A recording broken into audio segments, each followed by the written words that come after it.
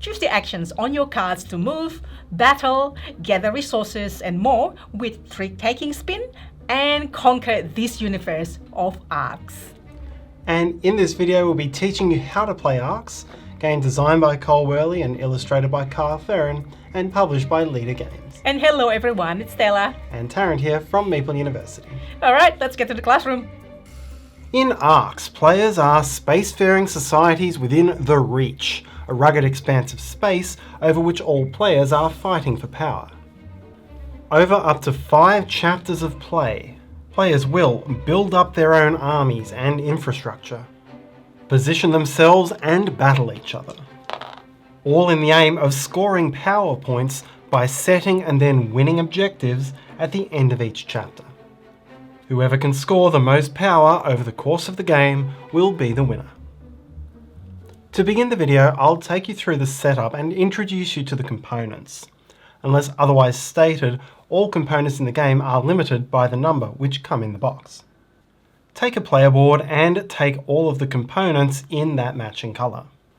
This includes a score or power marker which you'll place at 0 on the main board. The remaining components are collectively known as your pieces. You'll have 15 ships, 10 agents, and 10 buildings, 5 of which are called cities and begin on your player board, and 5 of which are called starports. All buildings have 2 sides, a fresh side and a damaged side, and you'll begin the game with all buildings on their fresh sides. Ships can also be in 2 states, fresh when they're upright or damaged when they're tipped over.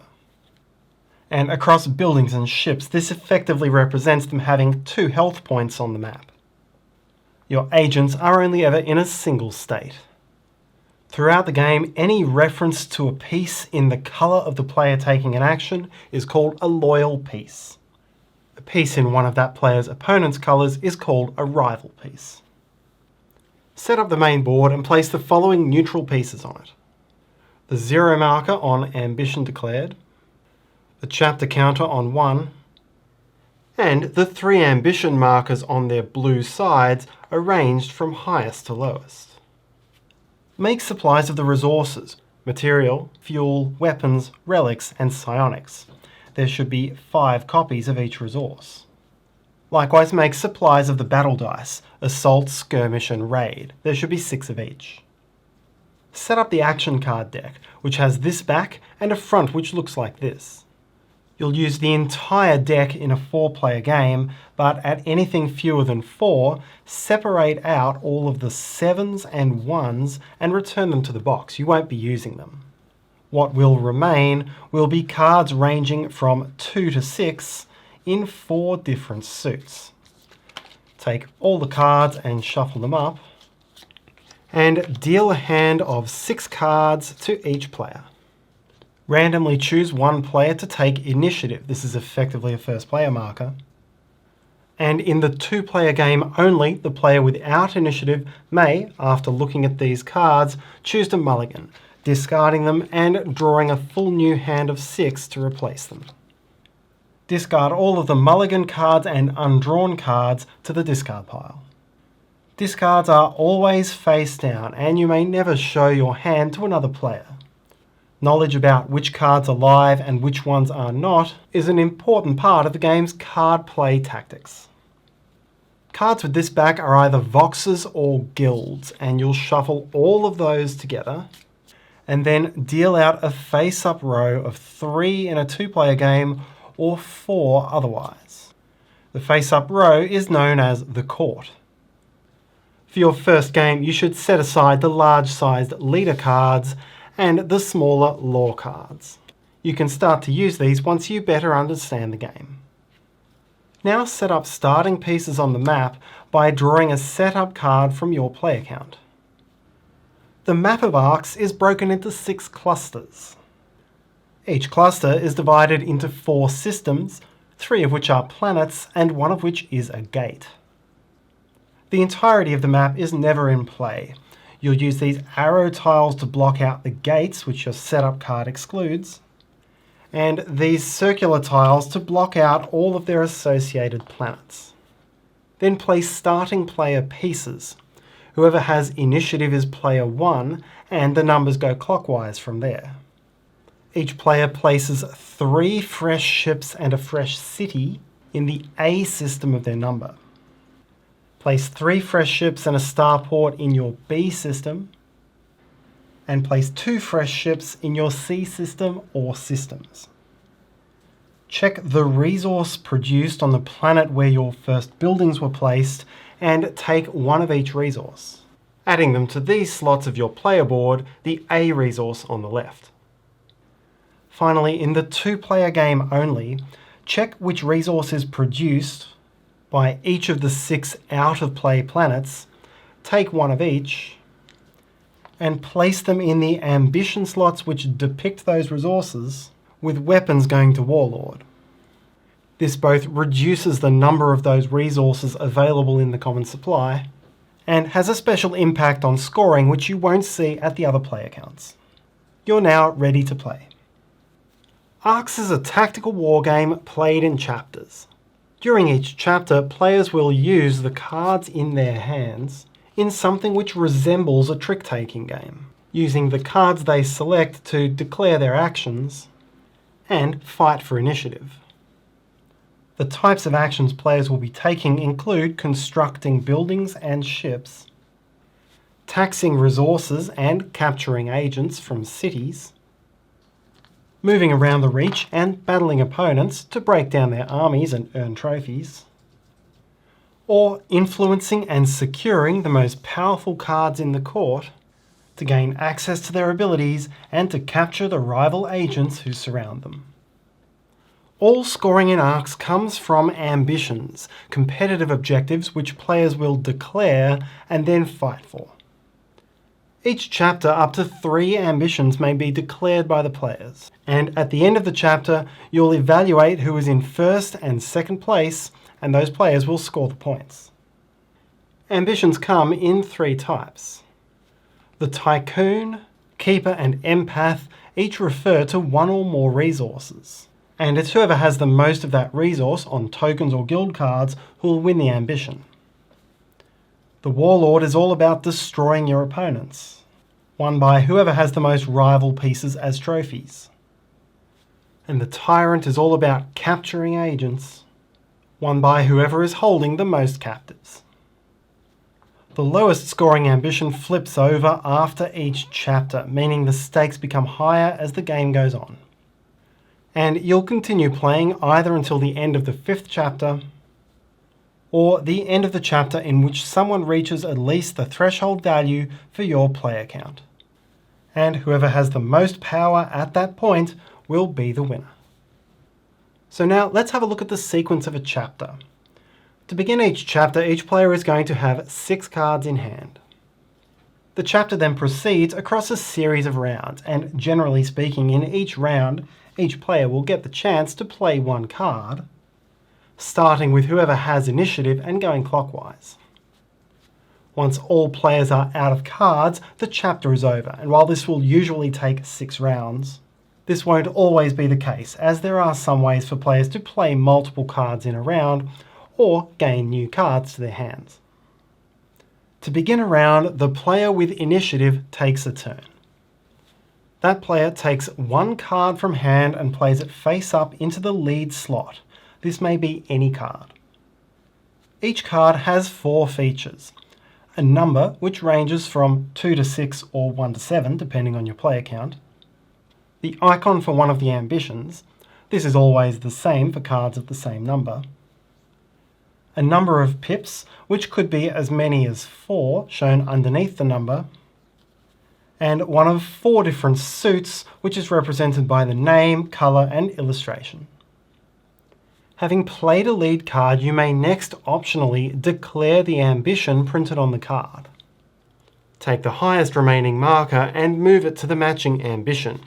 A single ambition may be declared multiple times in the same round, but once all 3 markers have been placed, no one else may declare another ambition. In the 4-player game, a 7 may be used to declare any one of the 5 ambitions, while you may not declare an ambition with a 1. If you do declare an ambition, place this marker over the number of the card you played. This card would be considered a 0 of construction for the rest of this round, but the 3 pips underneath it aren't impacted. The next step of your turn is Prelude, and it's during this phase of your turn specifically when you can use any Prelude effects on cards that you hold, or spend resources to take these extra Prelude actions. I'll talk more about these later, but essentially anything which states Prelude must be done in this specific phase of your turn.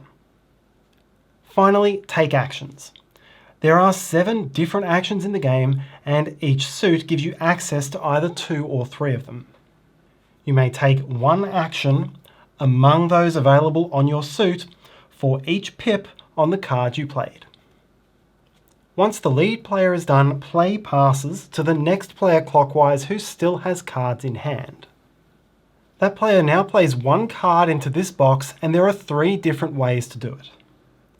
You may surpass, which means to play a card matching the lead suit and of a higher number. Remember that if ambition is declared, the number is 0, and so all cards of that suit would surpass. Surpassing need exceed only the lead card, not all cards, so this 5 construction would still count as surpassing in this state. Your second option is to copy. Simply take any card from your hand and play it face down. Your third option is to pivot. Take any card from your hand which does not match the lead suit and play it face up. Next, you have the optional opportunity to seize the initiative. That is to take the initiative marker and guarantee that you'll be first player next round. You can do this by taking a second card from your hand and playing it face down. This will effectively cost you a turn later in this chapter because you'll have fewer cards, but it gives you the chance to play first next time.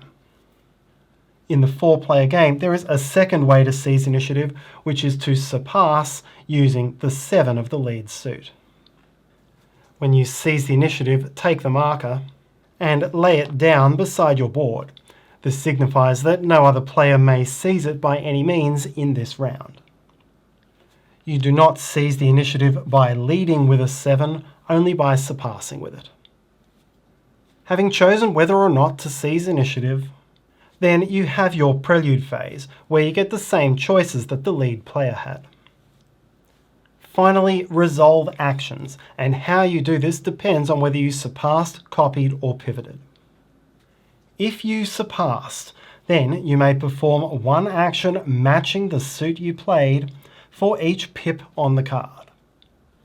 If you copied, then you'll perform a single action matching the lead card. And if you pivoted, then you'll perform a single action on the card that you played. In both cases, treat the card as if it has 1 pip. If you did play a second card face down to seize initiative, then this card does not give you any actions. You'll continue going around the table in this manner until each player who still had cards in hand has taken a turn. If nobody seized initiative in this round, then whichever player surpassed with the highest numbered card takes initiative. If no player surpassed, then the lead player retains initiative.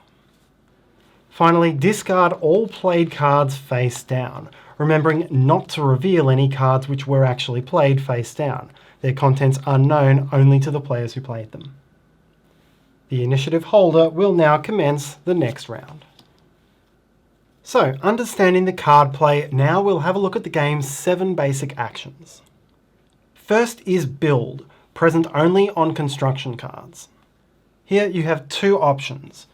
You may construct a building, which could be either a starport or your leftmost city, placing it into an empty building slot on a planet system where you have at least 1 loyal piece. In this case, these 2 are valid locations. Your second option is to build a ship in a planet system with a loyal starport, up to a maximum of 1 ship per starport per turn. Newly built pieces could come into play either fresh or damaged, and to understand this we need to understand the concept of control. At any time, a system is controlled by whichever player has the most fresh ships present. Here, blue controls both of these systems, red controls this one as having the only fresh ship, and this gate is controlled by yellow. If another of these yellow ships were damaged, then this gate is controlled by nobody, since no single player has the most fresh ships. If you ever build a piece into a system which is controlled by a rival, that piece enters play damaged. So a blue city built here would be fresh, a yellow one would be damaged. A yellow ship built at this starport would be damaged. This happens only if it's under rival control. If this red ship were also damaged, this system would be under no one's control, and a new yellow ship would be fresh. The second action is repair, present on both administration and construction. For each repair action, simply turn one of your damaged pieces back to fresh. This could be anywhere on the board and is independent of other pieces or control.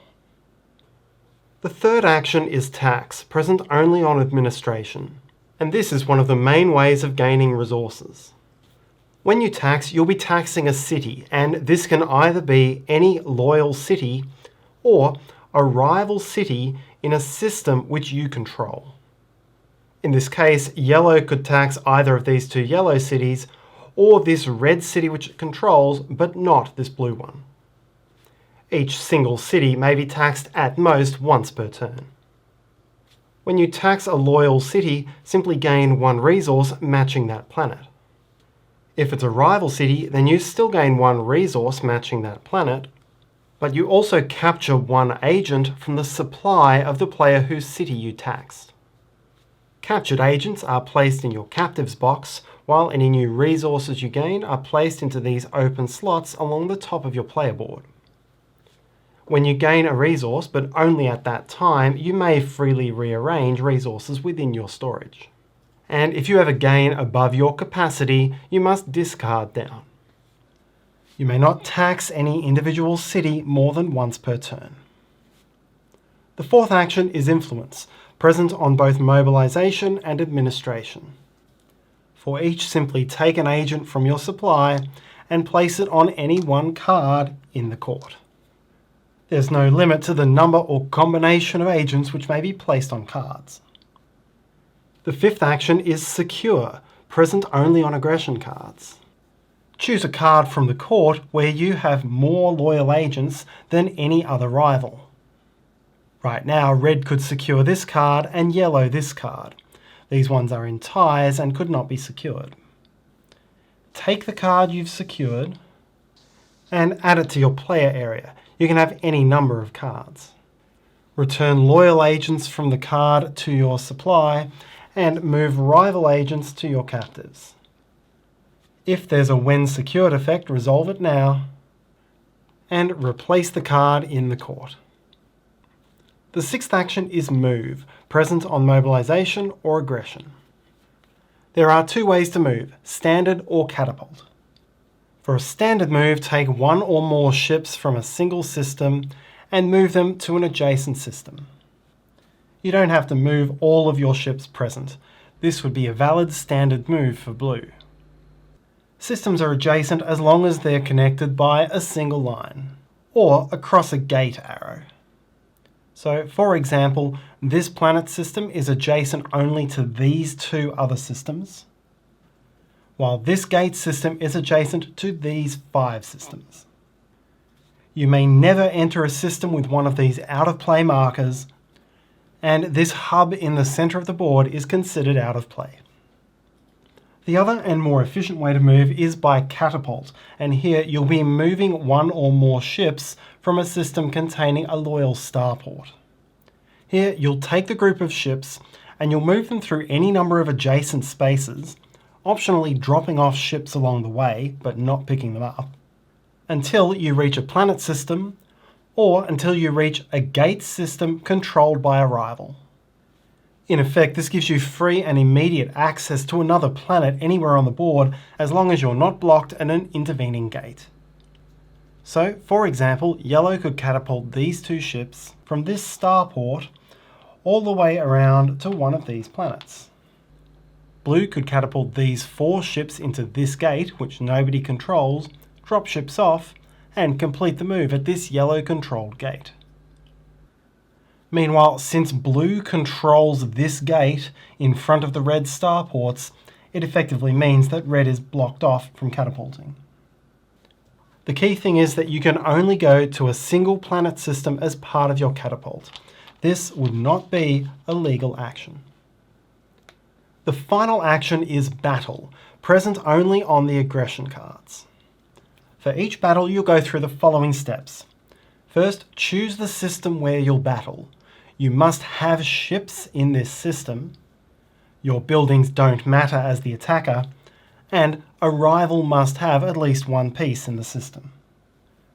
You'll choose 1 rival to battle, and all of that rival's pieces, that is, both ships and buildings, will be defending pieces.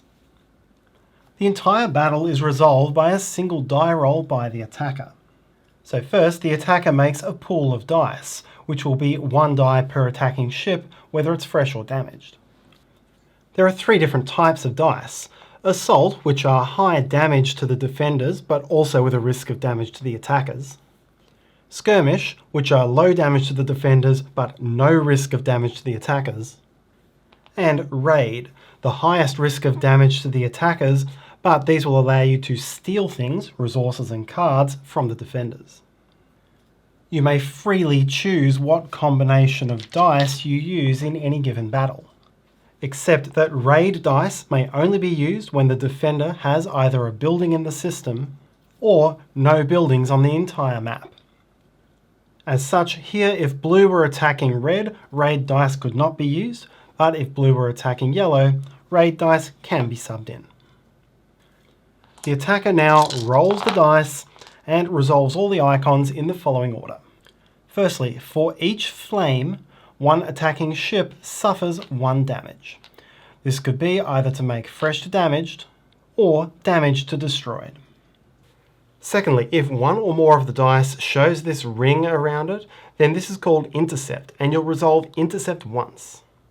This only ever resolves once, even if you roll multiple intercepts. Here, the attacker must suffer 1 damage for each of the defender's fresh ships, again distributed however they choose. Ships destroyed in these 2 steps go to the defending player's trophies. Next, resolve the attacker's hits, and note that you'll still resolve all of the dice even if the attacker has lost ships in this first phase.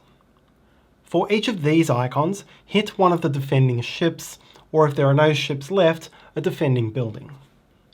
Distribute them however you want. Here I could go 1, 2, 3. Then for each of these icons, do 1 hit to the rival's building, irrespective of whether any ships remain or not. Through these steps, any pieces the attacker destroys goes to the attacker's trophies. Finally, add up the total number of keys that you roll, and steal that many keys worth of either resources or guild cards from the defender. If you steal a card with anything else stored on it, then you take them as well. The following special things happen when you destroy a rival's city. Firstly, you provoke outrage with the class of planet which the city was on. Here it's weapons. And so I would have to discard all of my weapons, discard all of my guild cards that showed weapons, and permanently move 1 of my agents onto the outrage slot for weapons. You lose access both to that agent and to the associated Prelude action for the rest of the game. And note that if there were no agents in your supply at the time, you must use some other placeholder, and then as soon as you get an agent back, switch them out. This is the only time the component limit in the game does not apply. Outrage doesn't stop you from later regaining that resource or guild, you simply must discard everything you have at that moment. The second thing which happens when you destroy a city is you ransack the court. Choose any 1 card which has any of the defender's agents on it, irrespective of your agents or others. Secure the card, following the normal rules for securing. except that rival agents on the card are taken as trophies, not as captives. Note that everything I just went through for taking trophies, provoking outrage, and ransacking the court applies equally to destroying rival pieces outside battle. And so those are the 7 actions which can be triggered by playing your action cards. The other phase of your turn, which happens after playing your card but before resolving its actions, is the Prelude step. Here you may resolve any number of Prelude actions which come from 2 main places, from your guild cards and from spending resources. For guild cards, simply resolve the text on the card. For resources, choose a resource you have not outraged, spend it, and resolve its effect. For materials, this is to take a build or repair action. For fuel, it's to take a move action. For a relic, it would be to take a secure action. And for psionic, it's to take any one action from the lead card. The only one which works differently is weapon. When you spend a weapon, then for this turn you may spend any of your pips on battle instead of the actions from your card play. However, do note, when you spend a resource on a Prelude, it does not go back to the general supply until the end of your Prelude step. This prevents you from creating an infinite loop during this step. Managing your resources and your Prelude actions is an important part of the game. You'll want to stock up resources to meet ambitions, but spending them on Preludes gives you access to combinations of actions which wouldn't normally be available on a single card. As the chapter progresses, players may have different numbers of cards in hand when it comes to their turns. During a round, if a non-initiative player has no cards in hand, simply skip that player. If a round begins and the initiative player has no cards in hand, then end the round and give initiative to the next player to the left who still has cards. Also, when a round begins, a player with both cards and initiative may choose to voluntarily pass initiative to the next player with cards to their left. Again, this ends the current round, and a new round begins with the new initiative player. The chapter ends at the end of the round in which all players run out of cards, or all players who still have cards have passed initiative consecutively. Resolve each declared ambition, with the player who's leading scoring the higher number of points and second place scoring the lower. If tied for first, all tied players score the lower number of points, and if tied for second, no points are scored. You must have achieved at least 1 in the ambition to qualify for any points. Once again, Tycoon would go to the player with the most combined material and fuel resources and cards. Tyrant goes to the player with the most captives. Warlord goes to the player with the most trophies. Keeper to the player with the most relics. And Empath to the player with the most psionic. Additionally, for each ambition where you had an unshared victory, if you've cleared your 4th city off your player board, you get a bonus 2 points, and if you've cleared your 5th city, you get a further bonus 3 points, a total of 5. This is purely for winning an ambition, not for coming second. Do note, in the 2-player game, the tokens which were set aside at the start of the game represent a neutral 3rd player who may block you from claiming the top 2 positions. Weapons placed on the Warlord count as a neutral player's trophy, while the neutral never has captives. Now, if it's the end of the 5th chapter, or if at least one player has reached the victory threshold for your player count, then the game is over and whoever has the highest score wins. If tied, whoever is earliest in turn order based on the current initiative position breaks the tie. If the game's not over, prepare for the next chapter. If the Tyrant ambition was resolved, all players return rival captives, and if the Warlord ambition was resolved, all players return rival trophies. Regained pieces go to your personal supply. Return ambitions to the top of the board and flip over the lowest scoring one which is yet to be flipped, before arranging them from highest to lowest as usual. In the 2-player game, you will not change any of the tokens on these ambitions, they remain the same for the entire game. Now gather up all the action cards, including any which were unplayed at the end of the chapter, shuffle them up and deal new hands of 6. Just like in original setup, in a 2-player game, the player without initiative has 1 chance at a mulligan. That covers everything you need to know to play the basic game of Arcs. Once you're familiar with the game, you can introduce the leader and lore cards to add more variety and variable setup and powers. During setup, after revealing the map setup card, lay out a number of leader and lore cards equal to 1 more than the number of players. In reverse turn order based on the starting initiative, you'll go twice around the table, each player drafting 1 lore card and 1 leader card in whichever order they wish. The rest of your starting setup placements, as well as your starting resources, are based on the combination of your leader card and the setup card. From that point forward, these 2 cards give you a number of special powers which apply to you throughout the game. For even more variability, add more lore cards to the display, enough for each player to draft 2.